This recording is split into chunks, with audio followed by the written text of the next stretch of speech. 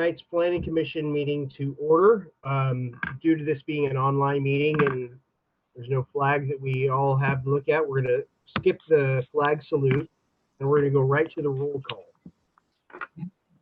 Absolutely. Commissioner Bracken? Here. Commissioner Port? Here. Here.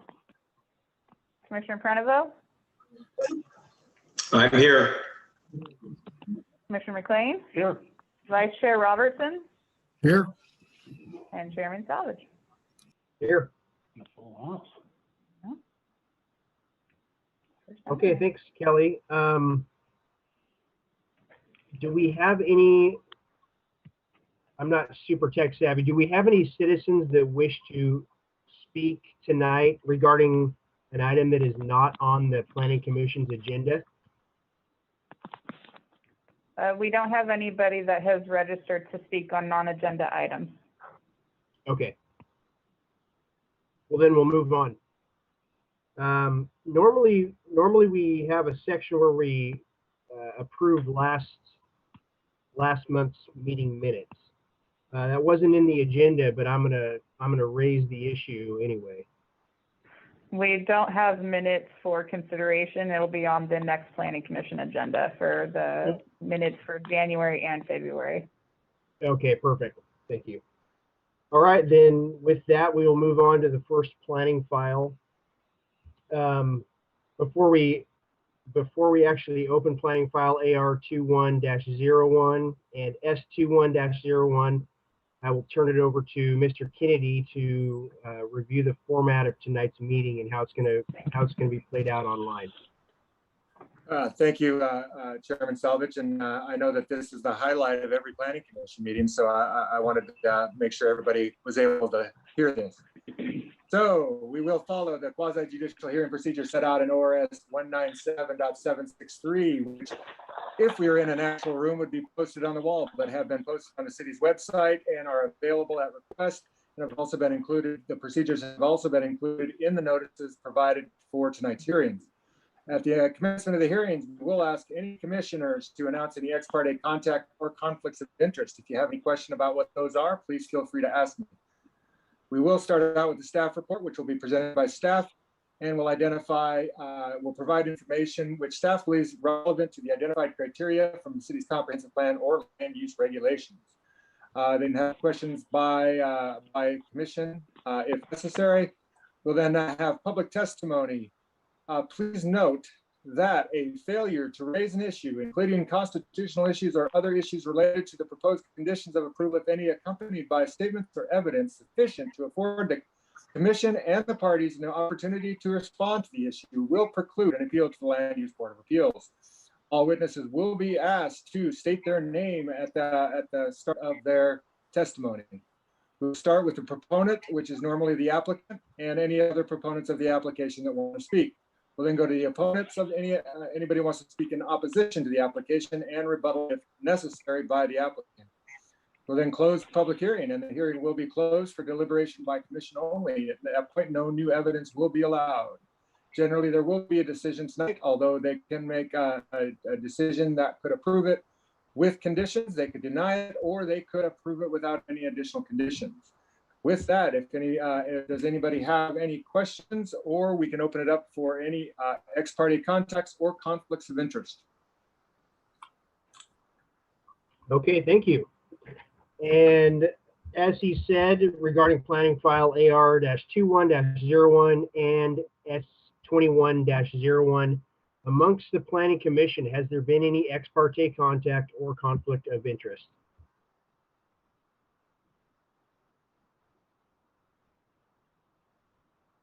Okay, I'm hearing none. So we're going to move forward, and I'll turn it back over to Kelly for the staff report. Sounds great. Let's see. Here we go. So good evening, everybody. Under consideration is a proposed subdivision and development proposal for the property located at the southern ends of South 12th Street and Leonard Lane. The property is within a developed neighborhood. To the north is the recently approved 36-unit apartment complex that's currently under construction. To the west is an industrial property that's kind of a mix of vacant land, storage, and an industrial use. And to the east and south are properties within the residential mixed density zone and improved with single family residences to the east and a vacant agricultural use to the south. For the subdivision, the proposal includes a preliminary plan to subdivide the 4.47 acre site into 9 residential lots. The subdivision would include 8 lots, which would be eligible for a duplex type development. So you've got 4 on either side of the 2 streets. And the 9th lot in the middle here is the proposed development of another 36-unit apartment complex. Inclusive as part of the subdivision is dedication of land for the improvements of the public rights-of-way of 12th Street and Leonard Lanes. And those streets would be improved all the way to the southern end of the current property boundary line, and both streets would be improved to the city standard and reviewed and approved by the city engineer. For utilities, sanitary sewer, water, and storm drainage would be extended through the rights-of-way of both of those street segments as well. The project area, as you can see on the top part of your screen here, does include 3 different delineated wetland areas. For the subdivision, for the lots over here towards Leonard Lane, approximately half of the lot would include a preservation easement for the existing wetlands, and then the rest of the wetland area within the impacted site would be improved, would be mitigated for the right-of-way and the proposed apartment development. There is a condition of approval placed on the property that would require approval to mitigate those wetlands prior to issuance of any building permits to ensure those wetlands have been appropriately approved for mitigation. For the actual development side of the equation, the applicant is proposing to develop a 36-unit apartment complex. This would include a total of 2 new buildings that would be 3 stories in height, and each building would include a total of 18 units. The proposed buildings would be located on the southern side of the property, with the parking lot in between what is now the under construction development and the new development.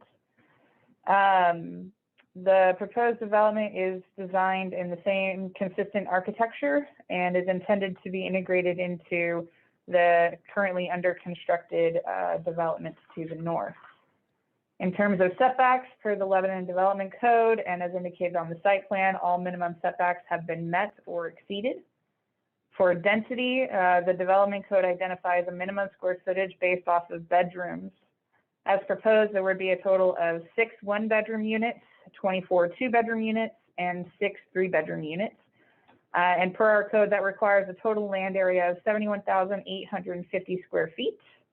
And the site is over 80,000 square feet, and so therefore the proposed density meets our development code requirements. For the open space requirements, they have met the code requirements by providing a large common open space area in between the 2 buildings, inclusive of the children's play area.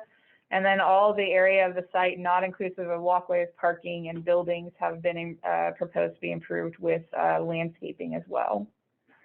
For parking, a minimum of 81 vehicle parking spaces and 18 bicycle parking spaces are required. And the development is proposing to exceed this by providing 88 open vehicle parking spaces.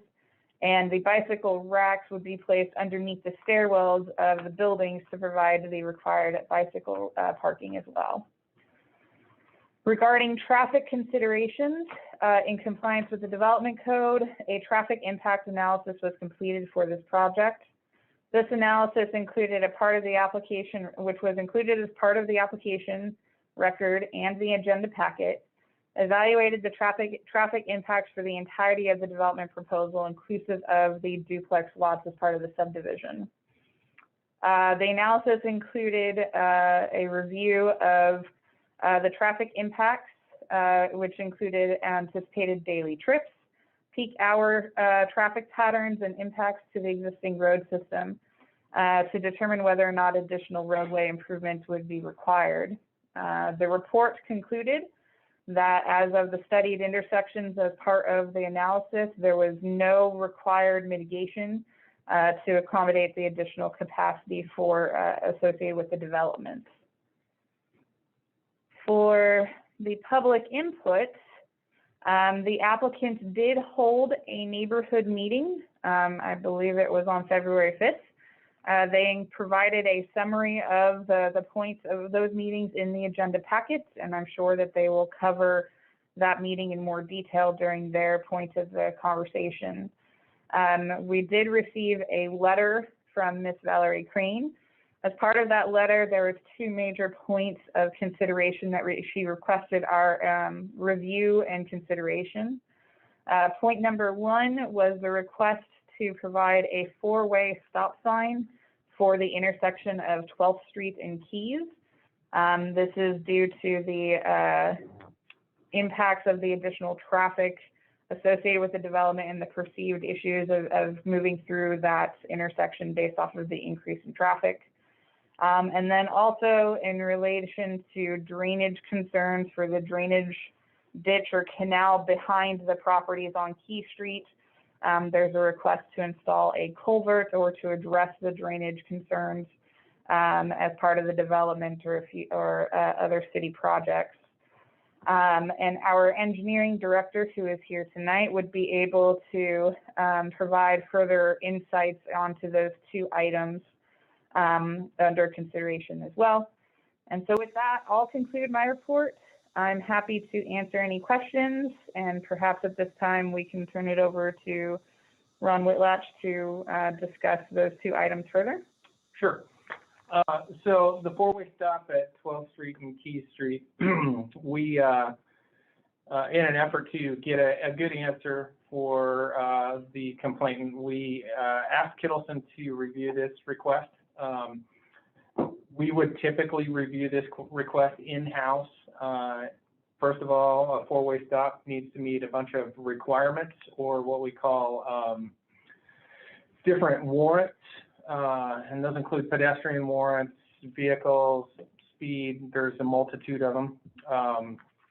Based on the analysis that Kittleson did, they're recommending that we do not put a four-way stop there at this time. They don't believe that it will meet warrants. One of the things that's probably going to alleviate some of the traffic there is the new signal at Airport Road and Solts Hill. You're going to get a lot less cut-through traffic. That's on tap to be built this summer. And if we still felt at that time, or if the residents of the area felt at that time that a four-way stop was still needed, we could definitely look at the warrants at that time. But I think it behooves us to probably wait until we've looked and to see what effect that the signal is going to have on this. And based on Kittleson's analysis, there was no warrant need at this time with what they came up with. So that kind of addresses that. As far as the drainage, the ditch runs kind of in an east-west pattern between the residential neighborhood and the original, or the first apartment complex that was built. The city maintains that ditch. Right now, what we're seeing is some of the ditch is being filled in by residents in the area. We take debris out of it, railroad ties and whatnot. So we believe that the ditch functions fine. I don't believe it's going to see any more water than it does now. Any development that we do has got to have on-site detention.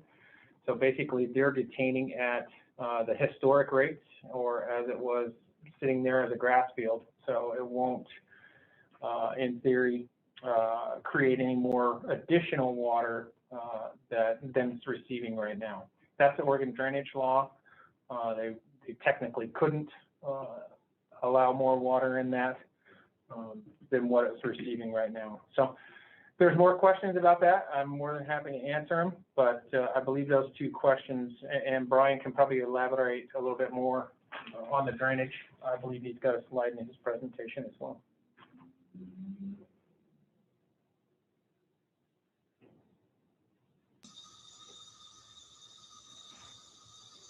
Thanks, Ron.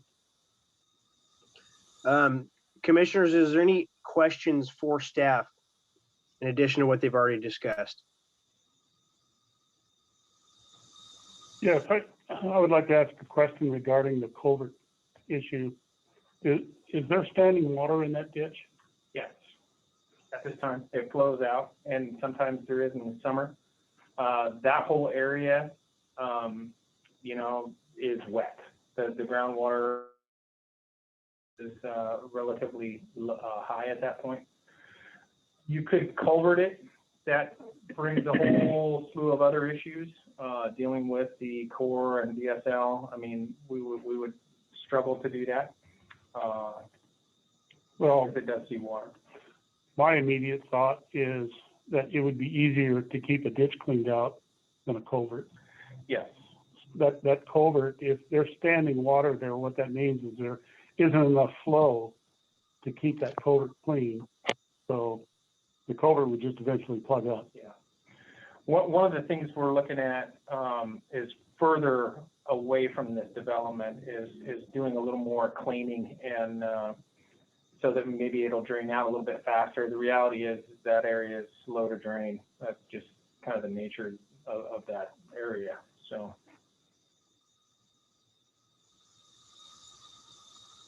And I think that regarding the issue of the stop sign, I think it's a good idea to revisit that at a later time. And just keep an eye on that issue. That's all I have.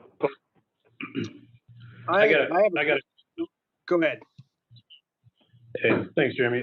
Is there pedestrian access to that drainage in the back? Maybe kids or anything like that? Or is that blocked off anyway? Or is there pedestrian access? No. So the first phase of the apartment complex has a fence up on, I'll call it the south side of the ditch. And the north side of the ditch is fenced by neighbors' properties.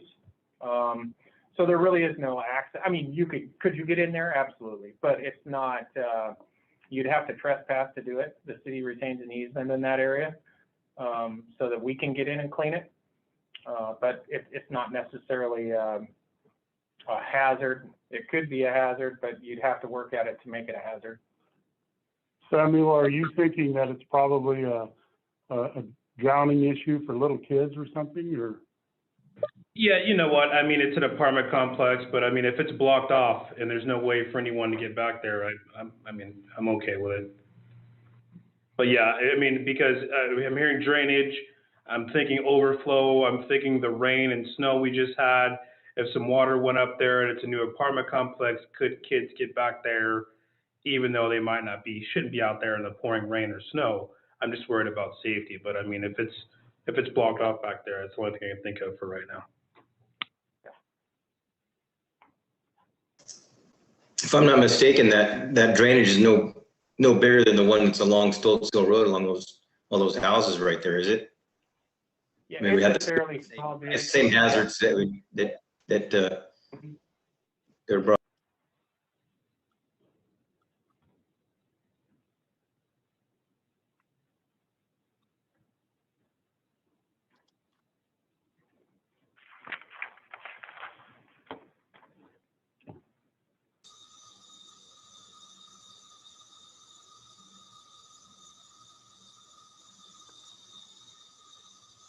Can you guys hear me okay? Yes. Okay, I was getting some weird, sounded like running water in the background. I wasn't sure if this was working. I had a question for Ron regarding 12th Street and Airport Road. I know 36 units isn't going to cause a huge impact in traffic, but it does seem like that most of the people who are living in these apartments are going to go straight out 12th Street and be turning left or right onto Airport Road.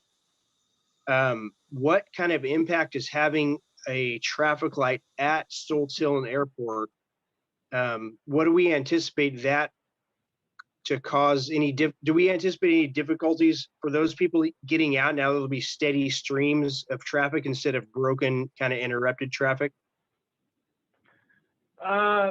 So a couple of points to make there. Your traffic signal at Stoltz Hill and Airport Road is going to You're going to have queues of traffic. When I say queues, you're going to have times when there's going to be very little traffic heading, let's call it westbound, because of the light, that we stopped at the light.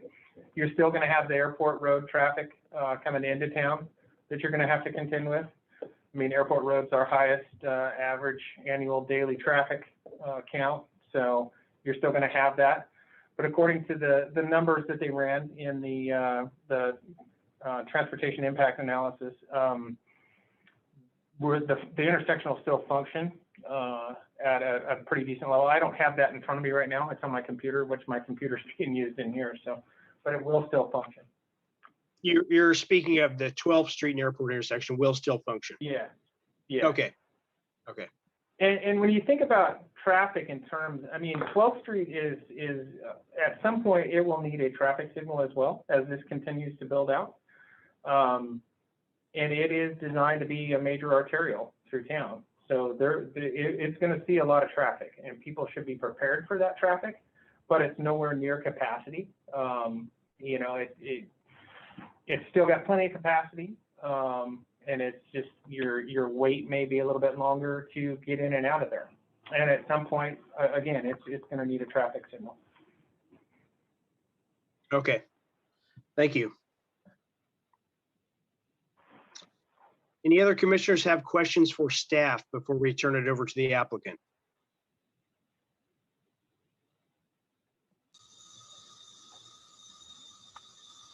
Okay, then with that, we will invite the applicant to speak on behalf of the planning file. Good evening, members of the Lebanon Planning Commission. My name is Laura LaRock. I'm with UDEL Engineering and Land Surveying. And joining me today from the design team is Brian Bandetta and Matthew Johnson with Studio 3. So we're all here to answer any additional questions that you might have about the site design, development code provisions, or the architectural pieces of the building. As always, Kelly did a great job doing an overview, so I will keep my section brief. So I'll just do a general highlight of the property and then just leave plenty of time if there's any additional questions that the commission might have this evening. But before I go too far, can everyone hear me okay? Is the audio working? Okay, great. So I'm going to try to share my screen if I'm able to. So it doesn't look like I'm able to share my screen. So Kelly, would you mind pulling up just the general overview? I just granted you permission. Sorry about that.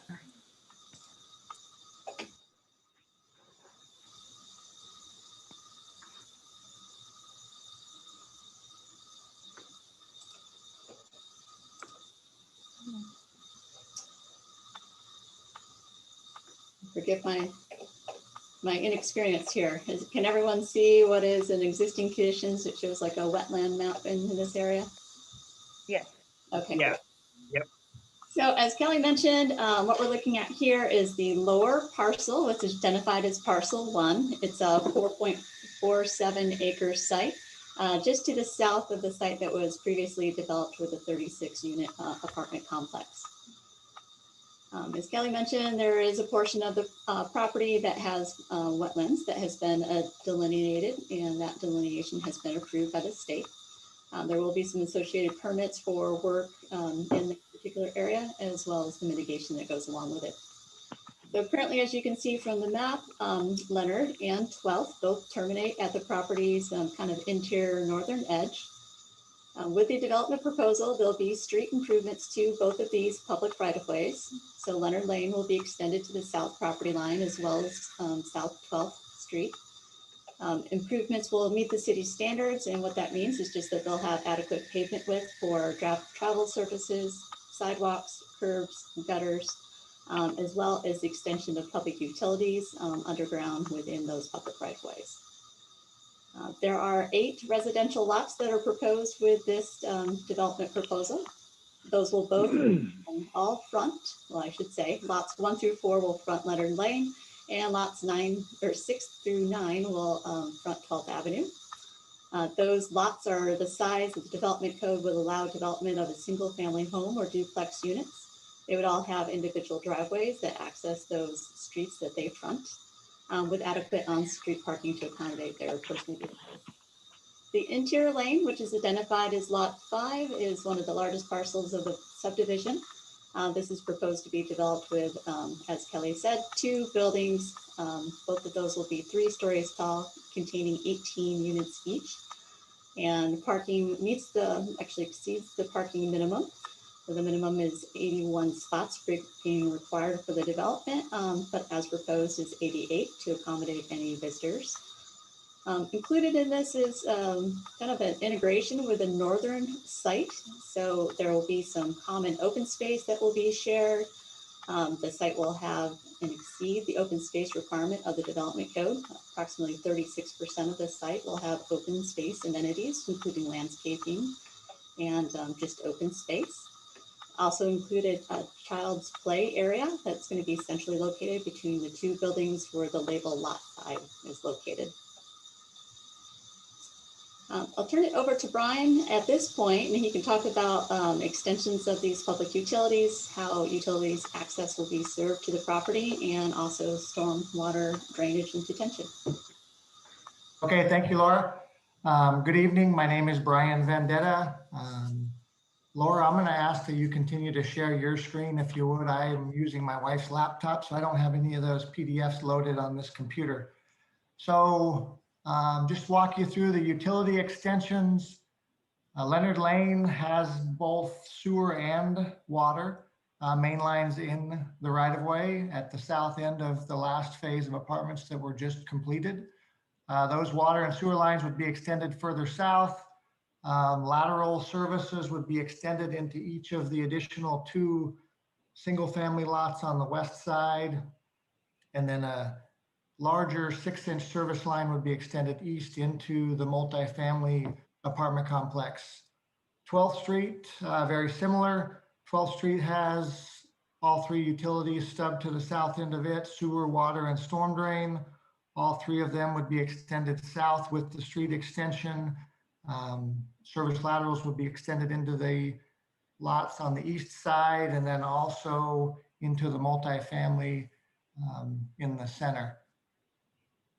While this maps up, I'm going to maybe do this in reverse because this maps up first. I'm going to talk you through our proposed storm drainage plan and discuss a little bit about what Ron had touched on earlier with respect to flow control and on-site detention. So Oregon drainage law is very simple. Oregon drainage law says that you are not allowed to increase the rate of runoff onto a downstream property when you develop it. We all know that when you add impervious surface to a piece of property, the volume of water will be increased, but we can control the time at which it's released to then control the rate at which it's released. So the rate being discharged downstream mimics that of a pre-developed condition. So what we are doing is we're going to take all of the apartment complex water and the lots on the west side of Leonard and Leonard, and we're going to collect all of that water into a system that's being extended south down Leonard, and we're going to discharge it into the city's system at the south end of Leonard extended now.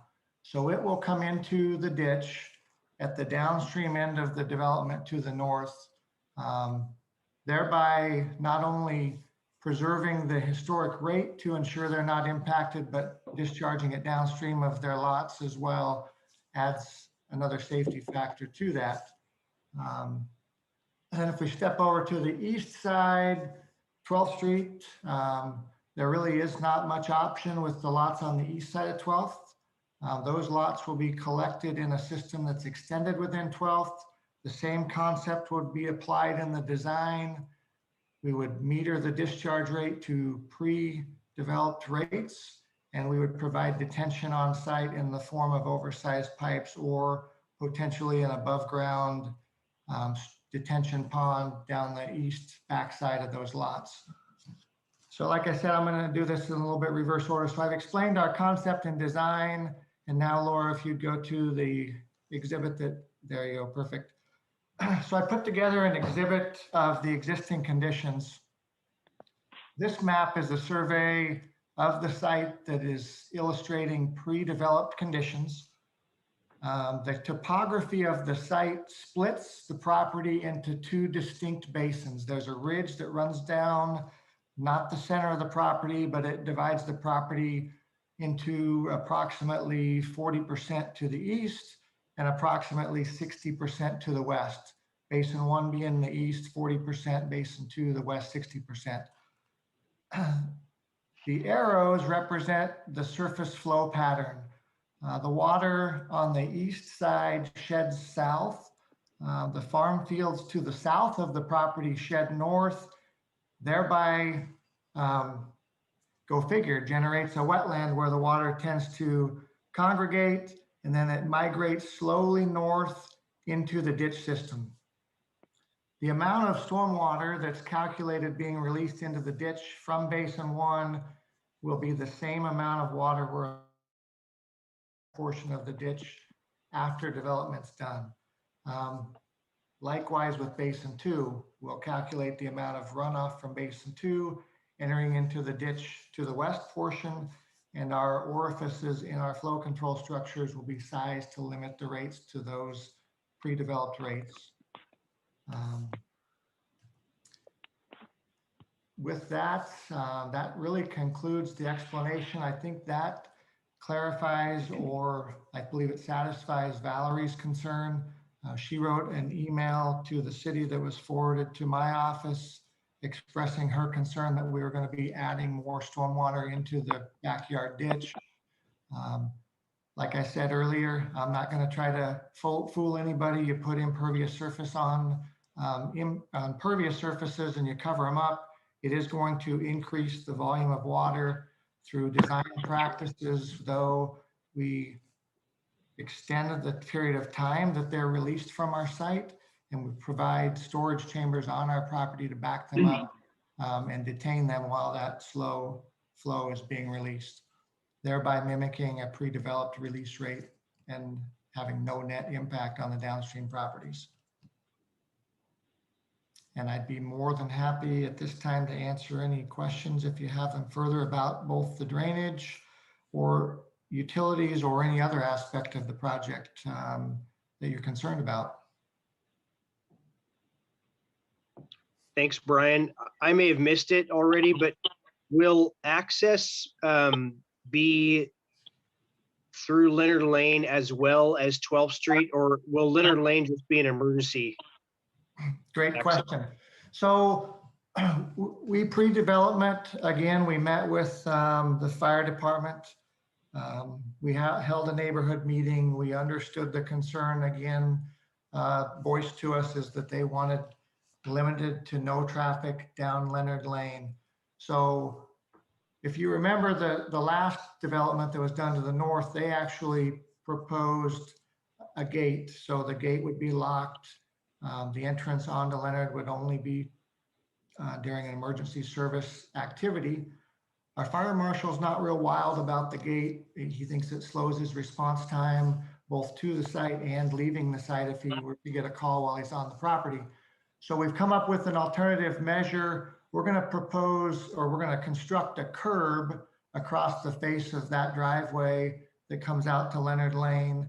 We're probably going to landscape that with the gravel to deter daily traffic from using it. So it'll be closed to daily traffic, controlled by a curb. That curb will still allow the fire department to get in and out of the site during an emergency situation. So very long-winded answer, apologize for that, but it will be restricted to emergency services only, but not a gate, controlled by a rolled curb. Okay, that makes sense, except you might, can you hear me okay? Yes. Yes. I'm getting feedback, and maybe it's because I have two screens going. Could you describe the curb a little bit more for me? The way I'm imagining it, fire trucks will be driving over a landscape berm. Nope, it'll be a concrete curb, very similar to a curb around the perimeter of a parking lot, except it'll be what we call a low profile mountable curb. So the face of it will be stretched out a little bit so that he has an easier time, or the emergency service vehicles have an easier time maneuvering over it. And then instead of paving the driveway, we're going to landscape it with a gravel surface. So it'll be an all-weather surface. The belief is that curb together with the graveled surface will deter people from using it on a daily basis, but still allow Jason to use it. We're also going to paint that curb red and mark it fire lane access only. Okay. And he'll ask us to put some signs there as well. So it'll be very evident that it's not to be used on a day-to-day basis. Gotcha. Thank you. Yep, you bet.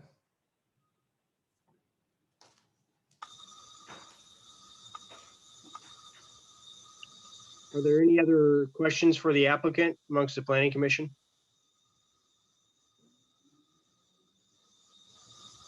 Yeah, Jerry, I've got one. Thinking about that Leonard Lane, Brian, it's extended to the south end of the property. The packet talked about it being public access. Is that maintained by the city, or is that going to be maintained by the property owner? Leonard Lane itself? Yeah. It'll be within a dedicated, yes, it'll be within a dedicated public right of way. So remember, we've got 4 lots on the west side of Leonard Lane. Those 4 lots are going to draw access off Leonard Lane. There's no option there. But we're going to limit the access to Leonard Lane only to those 4 lots. Okay. But it will be a public right of way that in the future, someday, if properties to the south develop, could be extended. So you're only talking about the access from the multifamily development onto Leonard Lane being restricted? Yes. Okay. And that's restricted from both this proposed development and the previously constructed development. Okay, thank you. Maybe this was covered earlier, but why is there a restriction from Leonard Lane into the development?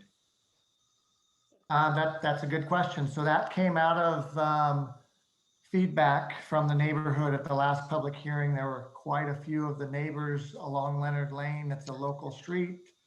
They wanted to limit the access and traffic and trip generations going through their neighborhood. 12th Street's an arterial. It's geared to handle more trips per day. So in response to their concerns, we met with our client. He agreed that he would limit the access onto Leonard and direct all of the multifamily traffic out onto 12th Street. And with that, will 12th Street be developed where it seems like it necks down at the end as it enters into Airport Road? Will it be widened out? It is not proposed to be widened out with this development. The portion of right-of-way needed to widen that street on the east side is privately owned property, and that privately owned property is undeveloped currently. So the vision is someday in the future, that property ultimately will be developed, and it would be a condition of that property's development to finish the street. Thank you, Brian. Well, I'd like to make a comment regarding the curb.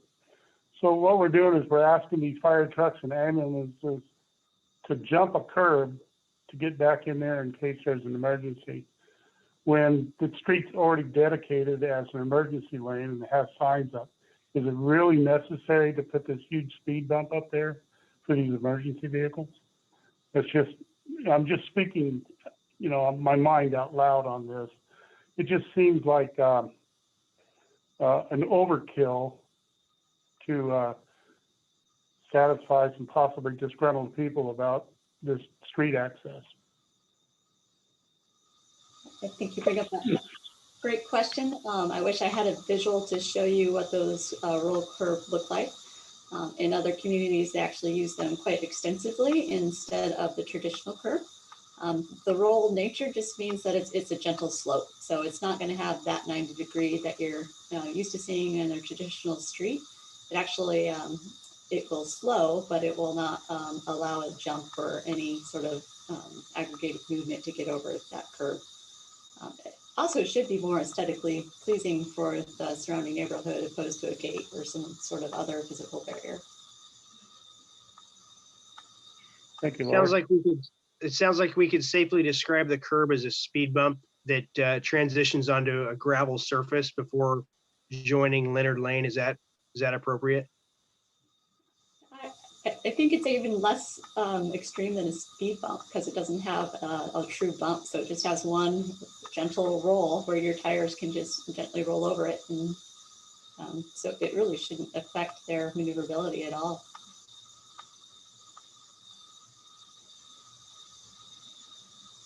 Okay. Thank you. Jeremy, just one more quick visual. Cul-de-sacs, and they still use them today, but cul-de-sacs used to use rolled curbs quite often because there were so many driveways in a cul-de-sac that the curb used to, have to be depressed. So they built a rolled curb. So if you've been into a cul-de-sac and it had a very low profile, wide curb, that's what we're referring to with the rolled curb. Okay. So they're designed to be driven over, but they also will deter daily traffic. And there's a good visual right there. Look at that. Thank you, Dean. Amazing. All right. Are there any other questions for the applicant?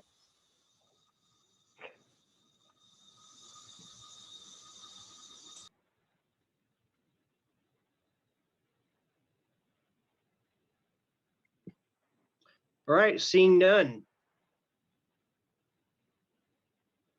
Is there anyone, Kelly, signed up to speak in favor of this application? We did provide a sign-in to one individual, and it looks like there is somebody that has their hand raised. So it's the person labeled iPhone and then 971 with the rest of their phone number. Okay, so this is either someone in favor or opposed. We don't know which. Correct, yeah. Okay, well, we'll just open it up to the public comment for if in favor or opposed. State your name, your address, and then you can go ahead.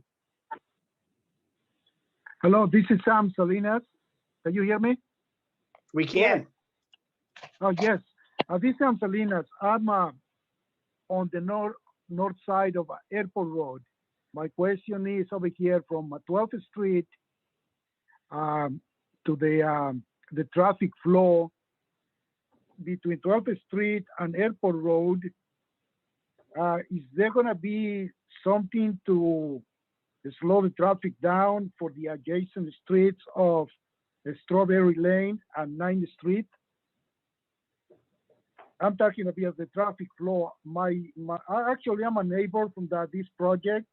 I'm located on the, let's see, on the lot between Strawberry Lane and the new construction that is happening there, the apartment complex.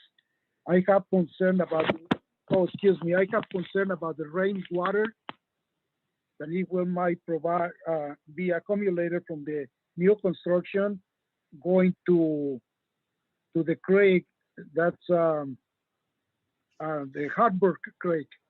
Oh, sir, I'm going to interrupt you right there. I think you're one planning file ahead of us.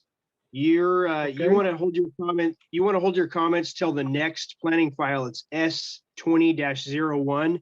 That's in relation to the housing development proposed on the north side of Airport Road. Okay, and that was going to be right after this, or Yeah, on that's another correct. day? That's going to be as soon as we discuss this case and make a decision on it. That is the next case on our agenda tonight.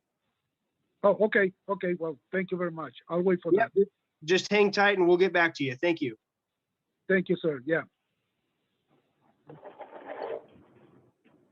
All right. Is there anyone else, any other public comments regarding planning file on 12th Keys and Leonard Lane? We don't have any other members of the public participating in the meeting tonight. Okay, great. Then I will close the public comment portion of this hearing, and all further discussion will be limited between the planning commissioners and staff. Amongst the planning commissioners, do you guys have any further comments, questions, or concerns? And do you feel like this has met the criteria? I don't have any concerns. I feel it meets the criteria. I think they did a great job with the storm drain system. So I'm ready to move forward. Thanks, Todd. Anyone else? I would agree. I think the applicant did a great job of explaining the questions that were brought up. I'm good to move forward. I also agree. Two biggest issues here were water drainage and traffic, and I feel that they have satisfied both of those issues. So I feel like that this planning file meets the criteria, decisions criteria, and I would entertain a motion if anyone is willing to make it.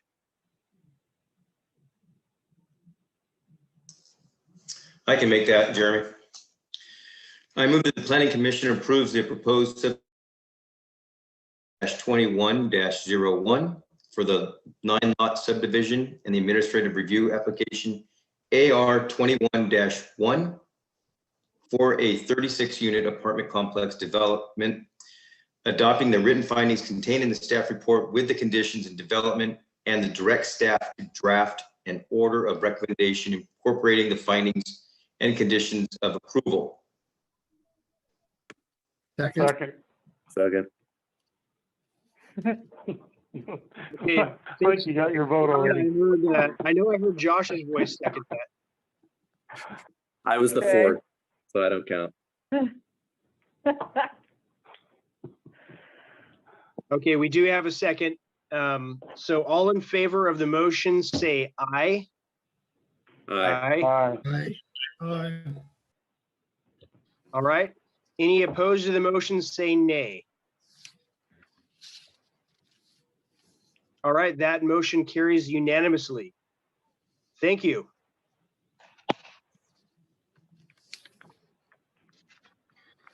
All right, we'll move on to the next planning file. This is planning file S20-01. This is regarding the subdivision located on the north side of Airport Road off of the new portion of Stoltz Hill Road. Before we open the file, I'm just going to state for the record, the rules and the format will be the same as our city attorney previously mentioned. And I'm going to ask if there's been any ex parte contact or conflict of interest amongst the planning commissioners regarding this planning file. Chairman Salvage, if I could, just for Yes. purposes of the hearing, I'm not going to read it all again, but I do want to point out for each hearing that if there's anybody going to testify, we want to make note that failure to raise an issue, including any constitutional issue or other issues related to the proposed conditions, if any, accompanied by a statement or evidence sufficient to afford the commission and the parties an opportunity to respond, will preclude an appeal to the Land Use Board of Appeals. So everything else procedure-wise is the same. Thank you, Mr. Chairman. All right, thank you.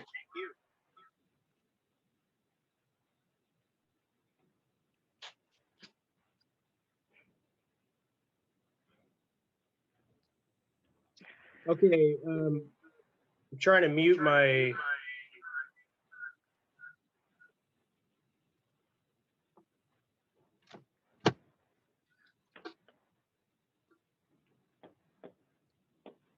Stand by.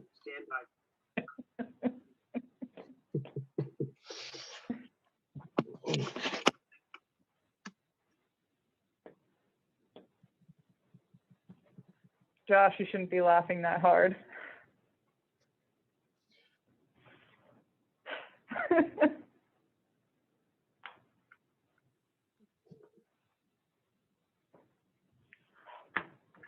We'll get the cat picture next.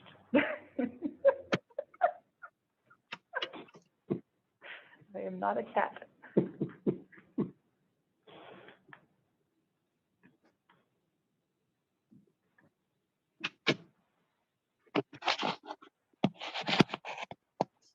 Okay, I apologize, technical difficulties, but with that, we're gonna get back to planning file S20-01.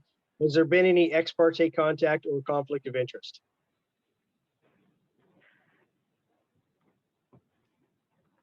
I'm seeing none, so we will open it up with the staff report.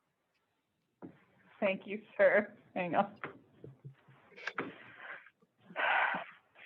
Okay, good evening again. Before you tonight is a proposed 21 lot, 3 tract subdivision for a property along the new Stoltz Hill Road extension north of Airport Road. The property is within a developed neighborhood. To the north is the recently approved 48-unit complex that's currently under construction. To the west is a mix of properties that are within the city and the county, designated mixed density and improved with single-family residences. And to the east and south are properties within the county, improved with single-family residences and a small commercial store. Okay. The proposal includes a preliminary plan to subdivide the 5.82 acre site into a 21 lot subdivision, including 3 proposed tracts to be designated for stormwater retention and open space. The proposed subdivision would include a mixture of attached and detached units. As indicated on the site plan, lots 1 through 11 and 17 through 20 would be designated for an attached dwelling unit type. Lots 14 through 16 would accommodate a single-family detached residential development under the current code standards, and lots 12 and 20 could range to accommodate a single-family dwelling or a duplex. And lot 13, which is this one here at the end of the cul-de-sac, is of sufficient size to accommodate any type of development, inclusive of an additional apartment, multi-family type development. The residential lots have been designed to meet the minimum development standards for the mix of residential dwelling types as identified previously. And for the 3 tracts, tract A, which is this large one over here on the other side of Burkhart Creek, it currently has a city easement over it for storm drainage purposes. However, we are in the midst of updating our storm drainage master plan, and the calculations as part of that new update indicate that this portion of the property is no longer needed to meet our storm drainage requirements.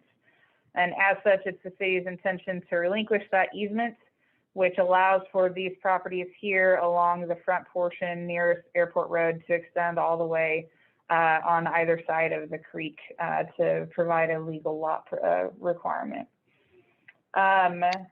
For lots, tracts B and D, they're both located in the middle of the street and then here at the front intersection. Those are also utilized for storm drainage and water retention purposes, much like we discussed in detail in the last application. The city and development is required to ensure that storm drainage meets the appropriate historical flows, and that's the purpose and intent of these tracts here. In terms of access, all lots within the subdivision would be accessed off of this new extension of Stoltz Hill Road. And there is, at the end of the cul-de-sac here, due to the length of the street, a fire access easement that would run through lot 13 for emergency access onto Strawberry Lane. This road extension was approved in 2020 for that apartment development to the north here. And so the street and all public utilities are included within that right of way that's currently under construction. And so all of the lots along the right of way would have access and would have the appropriate utility connection ability through this extension of Stoltz Hill Road. So with that, I'll conclude my report. I'm available to answer any questions, and there we go.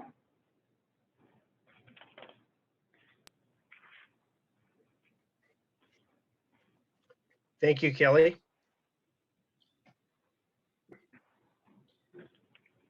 If I remember from the last application on the apartment complex, there is a proposed future Burkhart Creek trail that runs along the creek. I don't remember if it's supposed to go on the east or west side of Burkhart Creek, but it seems like that was put on hold until further development. Is that part of this subdivision build out? So the path would go along the east side of Burkhart Creek, and then the timing can be answered by Ron?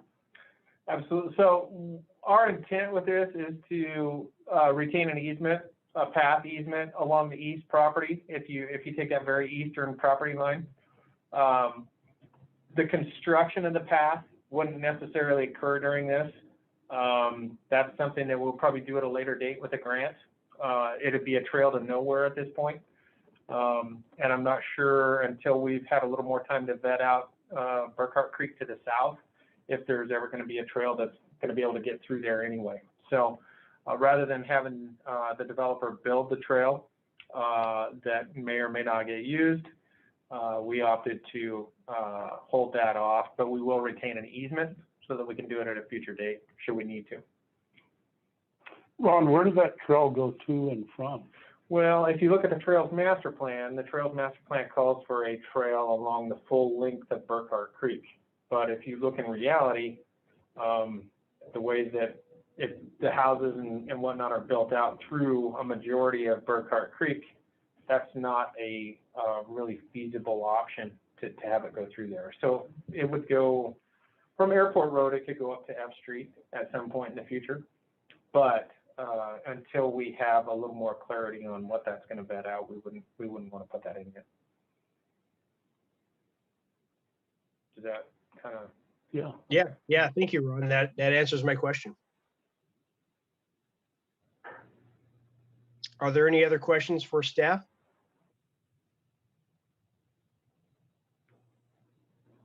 All right, then we will invite the applicant to speak.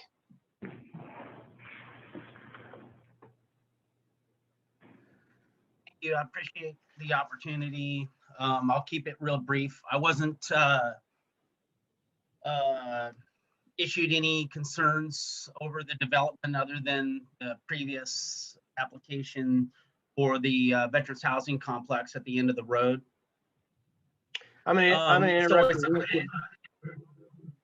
Could you just state your name, because not everyone can actually see who you are. Okay, and I might have to turn my camera off. I'm out in Lacombe, and we had a pretty bad ice storm out here. My apologies. My name is James Lutz, the developer for one of the developers for the properties out there.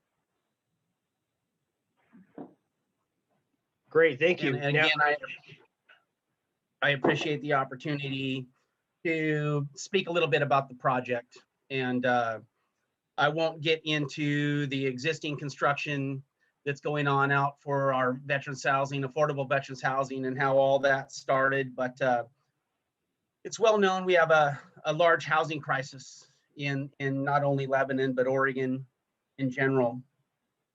I think this project brings significant value to our city. The cost of the road, the input in the intersection that we're helping with, the tax revenue, the SDC revenue for our project really will help our city grow responsibly. This particular project brings responsible growth to our community and provides a higher density of housing than the typical development.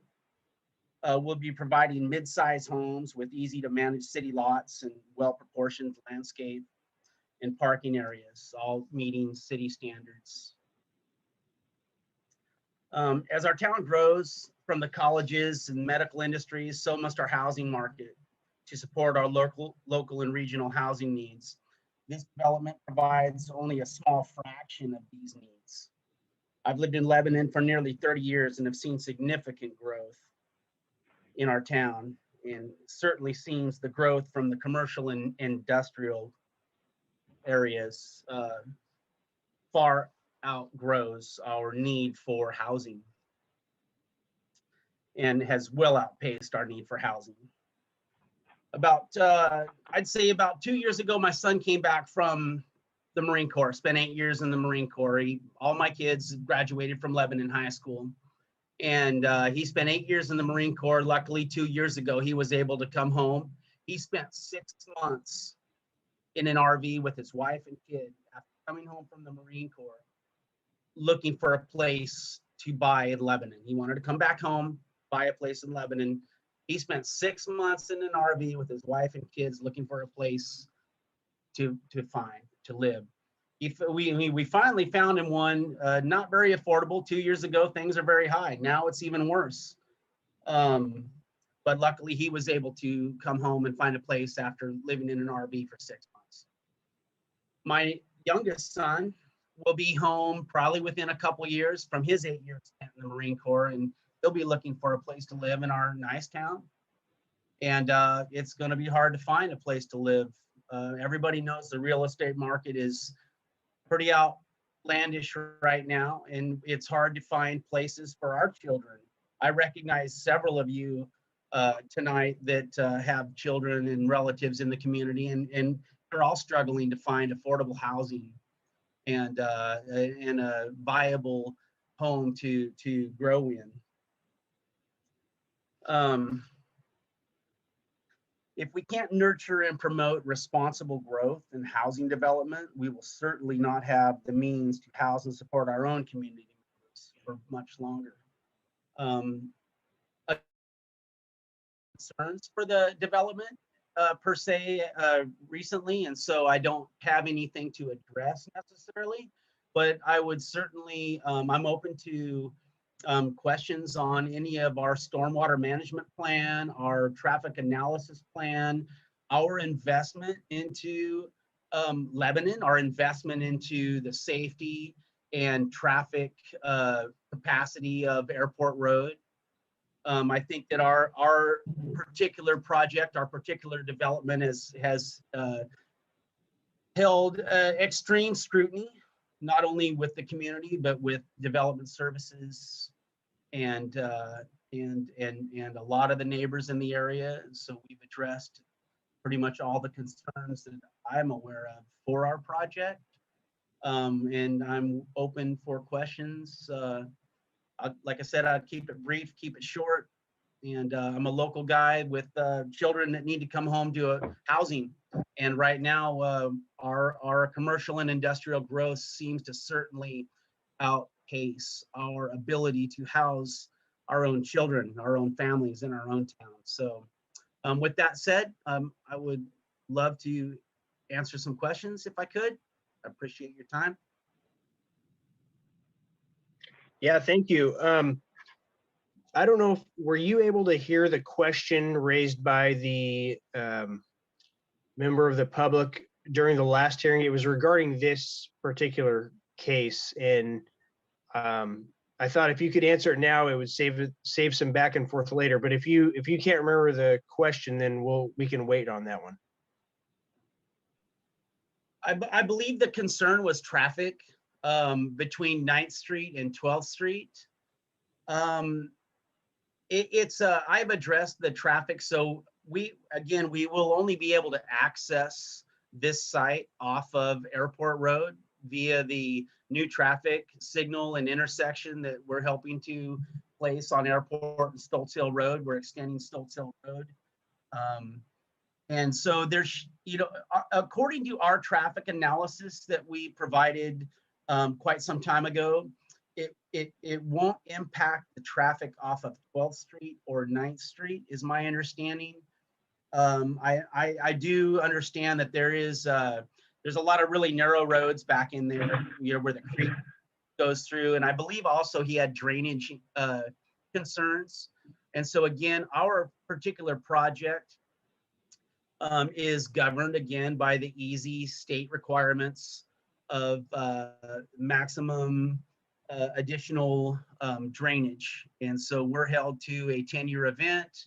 We've provided detention systems. We have on-site detention systems for the Applegate Veterans Housing Complex, and flow control manholes essentially that control the output of water. So even as much asphalt and concrete that we're adding to what used to be an empty field, we're still providing detention systems and stormwater systems that meet or exceed the state standards.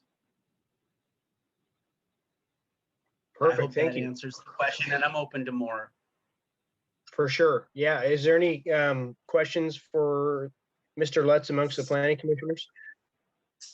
Yeah, I have a question. Mr. Lutz, what is your price point target for these homes? I appreciate that question. My price point for these homes. So what my plan is, I have some partners and we all have similar plans. We'll be building attached housing. So these will be smaller lots, very manageable lots. With what I'll be doing is I'll be building multiple attached houses with garages, 1,200 square foot, 2-story houses, very nice, very up to date, for under 300,000. You know, that seems high right now. It seems high because we're so used to prices that have been somewhat affordable, but we've had escalation costs with lumber of over 200%. We've had escalation costs with asphalt, concrete, landscape. Right now we're dealing with some serious cost escalations, but I want to provide beautiful 1,200 square foot houses with a little garage, a nice driveway, nice landscaping for well under $300,000. I'm aiming for 280 to 290 for these units. Thank you for the question. Thank you. Appreciate that.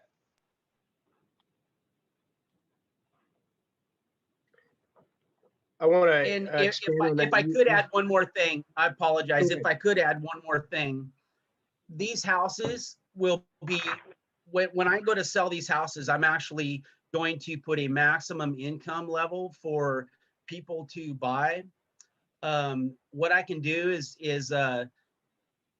we can put out some regulation that says that we can sell these houses for people that are about 120 cents of AMI in the area, which is average median income, which is $70,000 times 1.2. My goal is to actually sell these houses to our local kids, our local people. I'm not just going to go out there and market these houses. There's not very many. I'm not going to market these houses to the influx of people coming in that sell a 1,200 square foot house for $500,000 and can come here and buy one for under 300. So I'm in the process of trying to figure out how I can market these houses to our young folks in town and our folks that need houses that are local. You know what? I just want to step in here. I feel like, as a planning commissioner, I look at things that are black and white. I feel like the more this is being talked about, the more I'm getting sold on it. And I'm not sure that I need to be sold on affordable housing in Lebanon. And I appreciate it. It's just the more I hear it, it's the more I'm saying, hey, this needs to be done. I'm doing this or that. Now all of a sudden it's going to be targeted for individuals who made a certain income, and that's the first I've heard of it. And it's I appreciate Mr. Lutz's candor here. I just feel like I'm being sold on something that I think is good for the community. But the more I hear, the more questions I think I'm going to start asking. I think, for example, are you going to be applying for state funding? And are you going to be getting LIFT funds or any kind of state money? Because when you start targeting AMI, there's affordable tax credits, there's LIFT money, and there's some state funding, which you might have different criteria than so then there might be more questions being asked. And I just, as it gets spoke about more, I feel like I'm getting sold on something, and I don't know. I feel like it's a great opportunity. I think that I just want to say it out loud. I think you might need to sell the people, the residents who are concerned in the area more than the planning commission, because I think that we all understand that it's needed. You're right in the very beginning that, maybe at one point Lebanon did outpace commercial lending or commercial work before affordable housing. And I think that it's great that you're doing that and helping us out in doing that. It's just, I think I'm going to have more questions here after this, and I appreciate you, Mr. Lutz. Thank you. If I might just jump in and piggyback off of that, I know that there's been a couple of questions about price points and who it's targeting to, and the word affordable has been pushed around a little bit as well. The application before you today is not for a development, it's for a subdivision. It is not for a restricted affordable housing project. Those are not the items under consideration. And so I think although it's interesting, we should sort of circle back the conversation to the decision criteria and the items of concern identified by the members of the public. I agree. Yeah, sounds good, Kelly. I agree. So are there any other questions for the applicant regarding the planning file for the subdivision?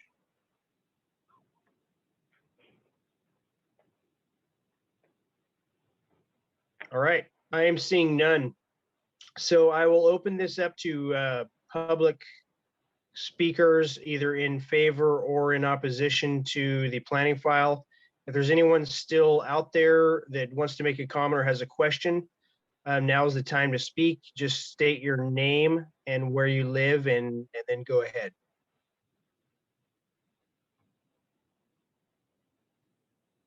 Sam, this would be your opportunity.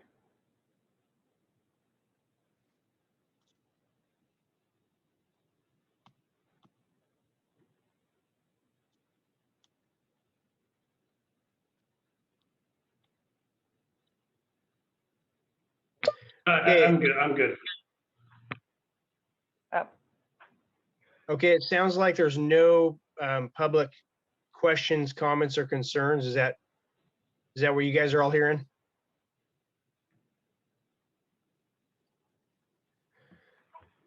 Kelly, is the gentleman who had the question before still with us, or did he leave? He still is with us. There we go. Virginia? Yeah, I'm Virginia. I'm not with Sam because I'm at another location. I apologize. But I know his concern, I think, was the entrance on 12th and Strawberry, I think he mentioned. Let me see, I wrote it down on my notes. He should be there. I'm not sure if he stepped away for a minute. But it had to do with the drainage also. Let me see. I'm sorry, I don't want to take your time on this, but I know that his concern was, let me see, I wrote it down.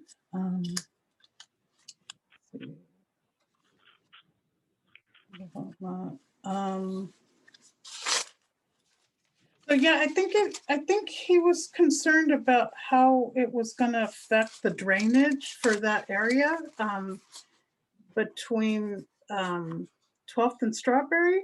Help me out, you guys. I know he brought it up. I'm also Well, one of the I think I can speak to both of those just based on the staff's testimony and the applicant's testimony, in that the access, the only access for the public will be off of Airport Road, and it'll be down Stoltz Hill. That's a cul-de-sac, so there won't be any increase in traffic on the other neighborhood streets that are located. The only other access is for emergency vehicle only. That accesses, I believe, Strawberry Lane. If I'm wrong, someone can correct me, because I don't have the map in front of me. And the drainage issue, I think the applicant satisfied the drainage issue. They have special systems in place that collect the water from the asphalt, and then they release it slowly into the system so it doesn't overwhelm it. Does that answer your questions? Yeah. Go ahead, Sam. You're here. Yeah, I just came back again. Yeah, over here. Well, my question actually is, building this house on the north side of Airport Road, and building the houses, you talk about a trail going through along the creek. And by building these homes, are you going to be able to build some recreational area for the residents of that particular area? Or in the future, when they decide that they need to have access toward F Street, if in the future they're going to be building that toward F Street, a trail to go along the creek. I have a concern there, because on the past, they would dump a lot of garbage in there, people that goes by to there. It took me about 3 years to clean that up. If you're going to be building that. I can answer that. Our city engineer spoke to that earlier, in that there's a planned trail that runs on the east side of Burkhart Creek. At this point during the construction, the contractor will not be required to put that trail in. And the city is going to hold off on adding that trail until it's demonstrated that the trail can actually connect further north or further south. And it would be done at a later date, if at all. So it's not, the trail is not planned for during this time as part of this subdivision. Okay. Yeah, Is I that- think, All right. yeah, this Virginia again, I'm sorry. I think the reason that he's raising that issue is because, I mean, he has spent a lot of time and has even gotten some of the high school kids to help him clean that creek, because there's so much debris that runs through it. And, you know, I think part of his worry too is that it goes right into the tunnel. And luckily, one time one of the city guys was there cleaning it, and he actually stopped by just to thank my husband for keeping that clean. But it does build up. I mean, I personally have seen how much debris it builds up, and also I do see kids sometimes playing along the creeks, even when the water is high. You know, and my husband, you know, will sometimes tell the kids, you know, don't play, you don't know what's in that water. There's a lot of debris. It's not sanitary. So for us, those are safety issues. You have kids crossing into the yards, you know, when they're not supposed to be, but kids will be kids, you know? So I think those are some of the issues and concerns I know that I have personally too. Yeah. Well, I don't know that the planning commission or the actual developer can specifically address, you know, people littering or kids playing in creeks that they're not supposed to. One can also, you know, you can always hope that as there's people and that's their new backyard, they might take better care of it and actually you'd have more neighbors to help you get trash out of the creek than less neighbors, and it'll be an exposed area where there'll be more eyes on it, as opposed to a vacant field where people can kind of disappear into and kids can play without anyone else seeing. That's really all I can speak to on that. Because the issues you're raising are more people just pretty much breaking the law and throwing garbage in the creek and stuff getting washed in there, and that's not really something we can't really legislate that here from what we're doing tonight. Okay. Yeah. Commission.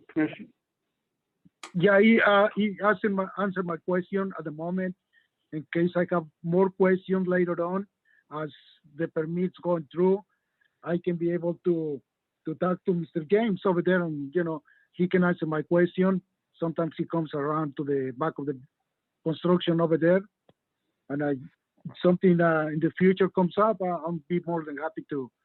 Okay. Well, while we have the developer here tonight, do you have a specific question for the developer regarding the planning file affecting a subdivision? This is dividing this up into subdividable lots.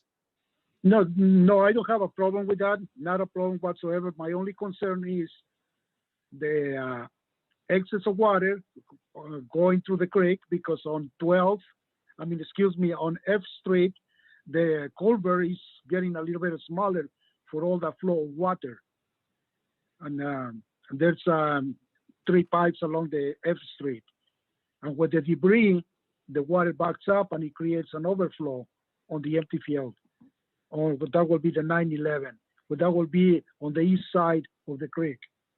Also, that water affects the neighbors. I've seen the water, let's see, the neighbor of, let's see over here, 1782 and 1696 on 9th Street. I've seen the water going over, especially when about 3 weeks ago, we have heavy rain. The water was going over. And I was wondering if they're going to be building more houses, all the rainwater. But Mrs. James said that they're going to be controlling that. So we would like to make sure that it doesn't overflow, from the creek.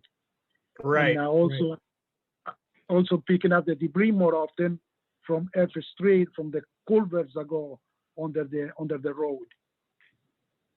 That's something that I always keep an eye on and make sure that it doesn't overflow or back up or something.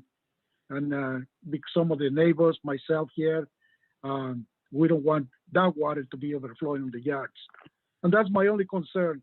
As long as everything is, the water control and everything else, I don't have any objections of building. I just want to make sure when they build the properties, they have enough room for the tenants, owners, like a little playground over there so they can have, a place to play or do something. Designated area, like a little small park, something like that. So they don't come walking along the creek, assuming that it's gonna be a trail.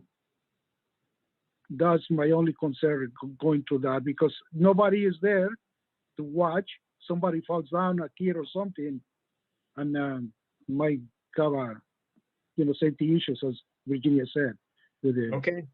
traffic. Yeah. Yeah, I definitely appreciate your concerns, and thank you for participating in the meeting tonight. Yeah, thank you. Thank you for taking my question. You bet. Sam, You bet. Have a good. Sam, this is Commissioner McLean. I'd like to thank you for showing the interest and taking the initiative to help keep that ditch clean. Thank you, sir.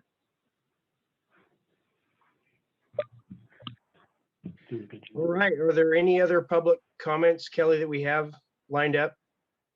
No, sir. Okay. All right, then I'm going to close the public testimony portion. All further discussion will be between the planning commissioners and staff. Planning commissioners, do you guys feel that this subdivision planning file meets the burden of proof, or do you have any questions or concerns you want to bring up?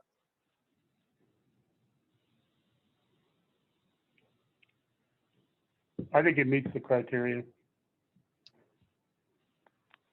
I agree as well, Don. I think it'll be nice to have some more single-family residences in town. A lot of the stuff we've been doing lately is apartment complexes. And anytime I see a subdivision with lots on it for single-family residents, I'm always excited about that, because it's something that Lebanon is definitely short on, and we haven't been able to review a whole lot of those in the last 3 or 4 years. So we're finally starting to see some of that pick up.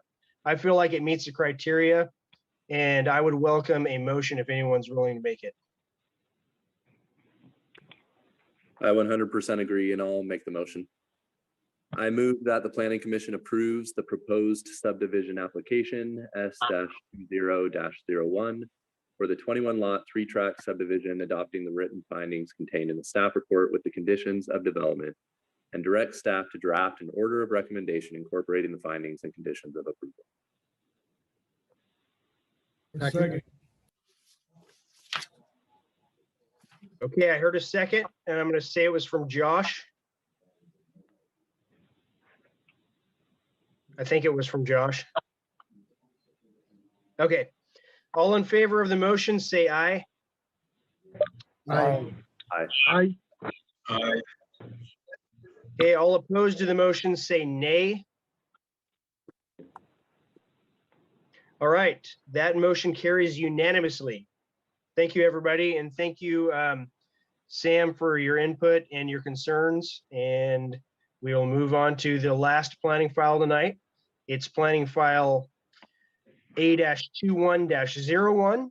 And I will kick this back to Mr. Kennedy for a quick emphasis on the format for tonight's meeting.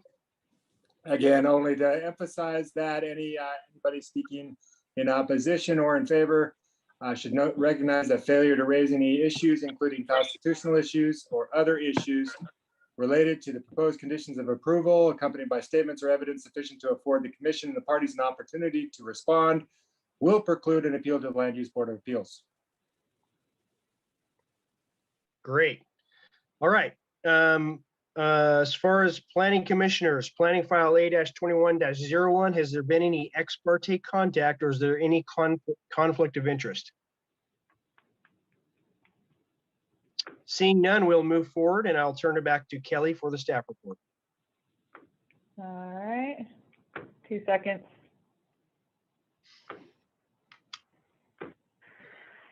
Okay, before you tonight is a proposed annexation of a subject property at 998 West Airport Road. This is a 0.72 acre property with approximately 116 feet of frontage along airport. Property to the west, including the public right-of-way of Airport Road, is within city limits, and therefore the site's contiguous and eligible for annexation. The property is within a developed neighborhood. To the north, south, and east are residential properties within the city's urban growth boundary with the comprehensive plan designation of residential mixed density, and they are improved with single-family residences. To the west is within city limits with the zoning designation of residential mixed density and improved with a mix of multifamily housing developments, duplexes, and single-family. The subject property is improved with an existing single-family residence and additional accessory structure. City's water and sewer and storm drainage are available in Airport Road within the vicinity of the subject property. And upon annexation, those utilities would be able to be extended to and through the subject site. The staff report and provided a detailed analysis of the required reviewing criteria and recommended findings for the proposed annexation. And generally speaking, the criteria can be met as the site is contiguous and eligible for annexation. The applicant is accepting of the first zoning, which is residential mixed density, and therefore the site and future development is consistent with the established zone and is able to be accommodated within the existing city facility master plans. So with that, I will conclude my staff report, and I'm available to answer any questions you might have. Thank you, Kelly. Are there any questions for Kelly or any other staff that we are on tonight?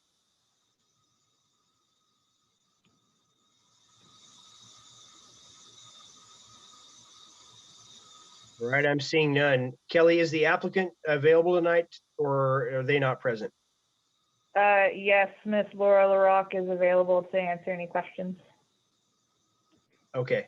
Well, since we don't have any questions for staff, I will turn it. Thank you, Laura. Planning commissioners, are there any questions for the applicant?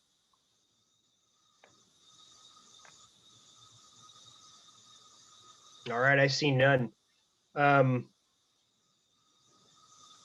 Or is there anyone in the public forum tonight that wishes to speak in favor or in opposition for this application? We have not received any requests to speak on this part. Okay. All right, then we will close the public testimony portion and we will move on, and discussion will be limited between the planning commissioners and staff. I guess I have one more question for Kelly that I forgot to ask earlier. Were there any public comments received when you notified the neighbors? For this application, no, we didn't receive any. Okay, thanks, Kelly.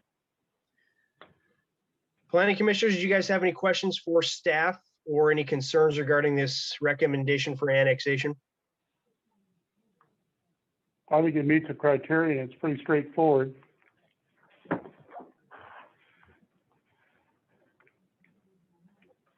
I see a lot of heads nodding.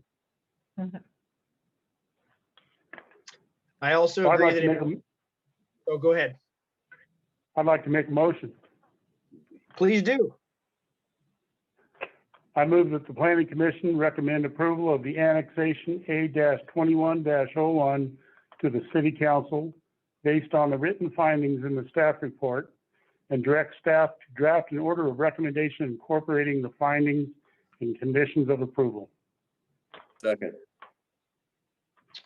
All right, I have a second. All in favor of the motion, say aye. Aye. Aye. Aye. Any opposed to the motion, say nay. Okay, that motion carries unanimously. Thank you. I'd like to thank you, Laura and Brian. If Brian's still here with us, I can't see all the screens. Yep, and you guys have a good night. You too. Bye. All right, commission business and comments. Kelly. So from what we have on the calendar right now, it's looking like we might possibly be able to have the month of March off from the Planning Commission meeting. However, be prepared to have a bit of a longer meeting in April, and that will be the start of us doing the consideration of the House Bill 2001 ordinance as well. I will probably be providing you all sort of a dissertation summary of what that House bill does, as I did for the City Council, just so that it's not a first time seeing it when we get to the application for the ordinance itself. But if it's all right with you, unless we have a last minute application that's fairly easy to get through a process, we can cancel the meeting next month. Yeah, that sounds good. I guess just let us know if something last minute comes up, and otherwise we'll plan on not having a meeting in the month of March. Will do.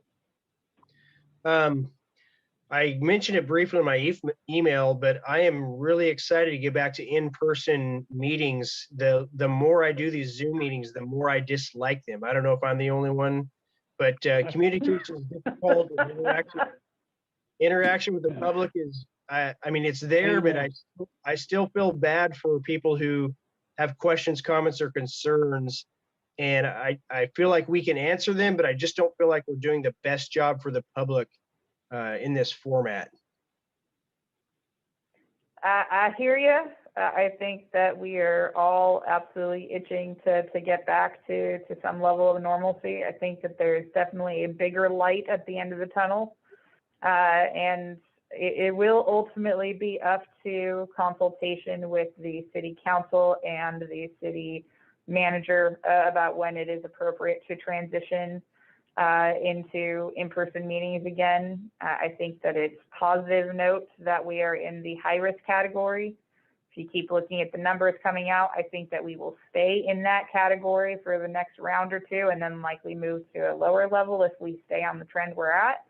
And if we continue on that trend, then I think that we are much closer to getting to in-person meetings. And, you know, cross your fingers, do anything that you might do that gets the good juju going, but that might mean we can do something in April in person, but no guarantees at this point. Yeah, well, I might have to go to the next City Council meeting, or maybe one of them is listening tonight, but it seems like if we're able to go in restaurants now, and there's not that many of us actually meeting in a fairly decent sized building, it should be okay going in there with a mask and having it still videoed and having the public be able to participate from outside, but at least we'll be together and our discussion will be more productive, I would hope. Duly noted. All right. You guys have any questions or comments? Anything else? Yeah. I'd like to mention, I'd like to apologize for my my question crossing a boundary that ran us down a rabbit hole. I'll refrain from doing that in the future. Not a problem. No worries. It's a question that comes to all of our minds. I have a question. Josh. Sorry, not to drag this out any longer. Maybe it doesn't even have to be answered, but just something to throw out there. But you kind of expressed it earlier in our meeting, Jeremy. We've been seeing a lot of apartments come up time and time again, and not a whole lot of just homes and other things. I don't know how you guys feel about this issue, and not to go all Corvallis on you, but are we just going to continue to let apartment after apartment after apartment come through? Like, how does that work? So I understand the difficulties of being a decision-making body who often feels like your hands are tied because the decisions are very black and white. The municipal code and the development code that we have in Lebanon is very much so provides the gamut of opportunity for different types of development in a large swath of the land. And so there is a level of property rights associated with it as well. I think, you know, market drives a lot of this. I understand that there needs to be a balance and a mix of housing, but there is a need for apartments, and there's a need for an affordable option in Lebanon, as we talked about in the December meeting with the severe rent burden conversation. We need these lower cost housing type just as much as we do need single family as well. I think that the market itself is going to give you the gauge of when we have enough of one and the transition of other. I think the other factor is right now the areas that are being built are areas that are already being serviced by utilities. They're areas to be infilled, whereas a large portion of the southern side of the city is still prime land left to be developed that is more conducive and likely more suitable to a single family type subdivision. So we need to get the utility infrastructure down there as well. And so I think right now it's the availability of land is dictating the types of developments that you're getting, and the market demand is dictating the type of development that you're getting. And once we can move forward with the West Side Intersector project, you're seeing a different type of development we move forward in the future. Do you have anything to add on? No, I think you're spot on. So what Kelly's saying is this is all Ron's fault? Yes, very much Okay. so. Any That's chance what- I can say that.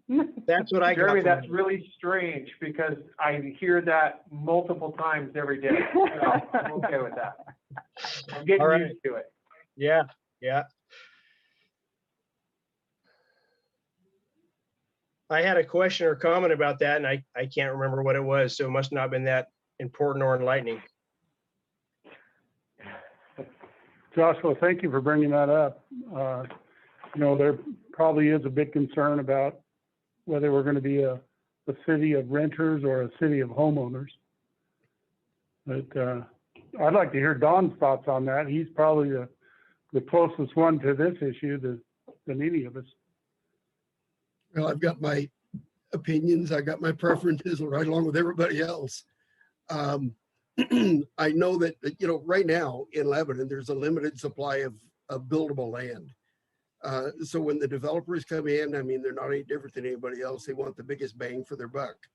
Right now, that's apartments. That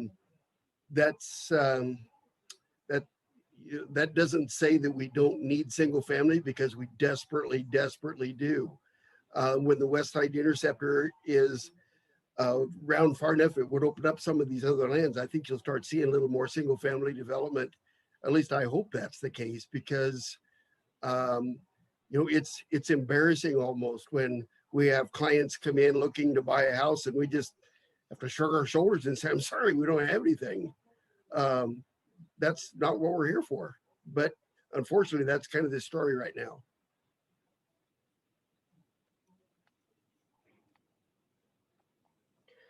Kelly, you mentioned the Lebanon Development Code. How close are we to starting to rework that?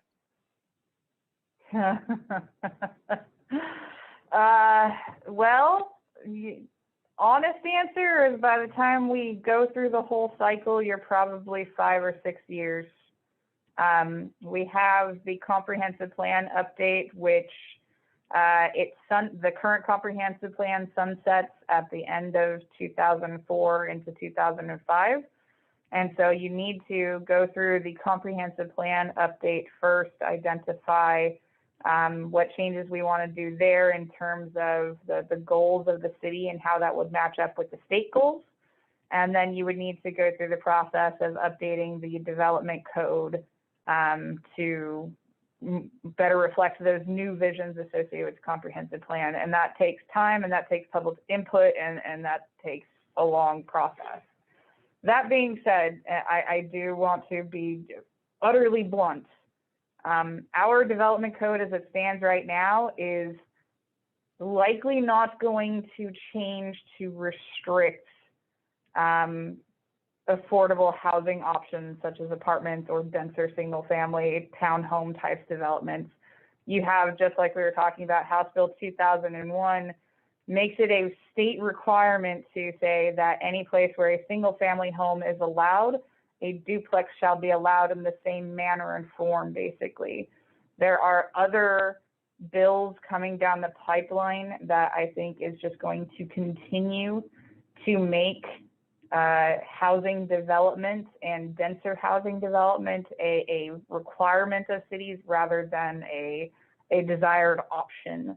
And so the way that our code is written right now, I think if a state official looked at it, they would go, don't change anything. And I would not anticipate even through the comprehensive plan update that we would get a code that would further restrict the type of development that you're seeing right now. Unfortunately, sorry. No, I appreciate it. And we will be starting to look at that comprehensive plan in the next year, is what it sounds like? It'll be about a year before we really start getting the process going. I'm actually currently having meetings with the LCD to set up a time frame and a budget and all that kind of stuff to get going. So in the next year, you'll start hearing more rumblings about it, and then we'll kick it off more likely summer of next year. All right. Anything else, anybody? Yeah, I got one. I'll make it really quick.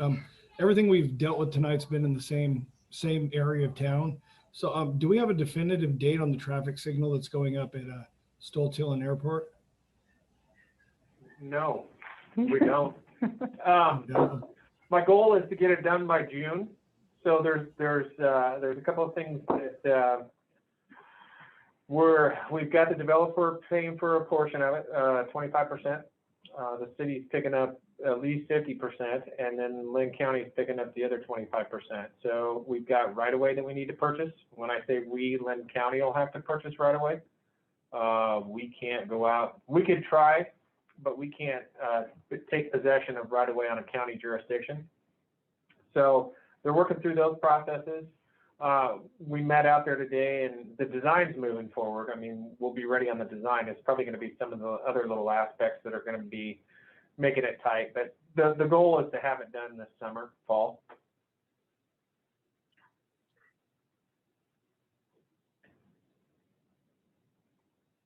Is that quick enough for you, Josh? Yeah, that's fine. I just want to make sure, see if it was going to be in place before we actually start feeling, the traffic from some of these new developments. So, yeah.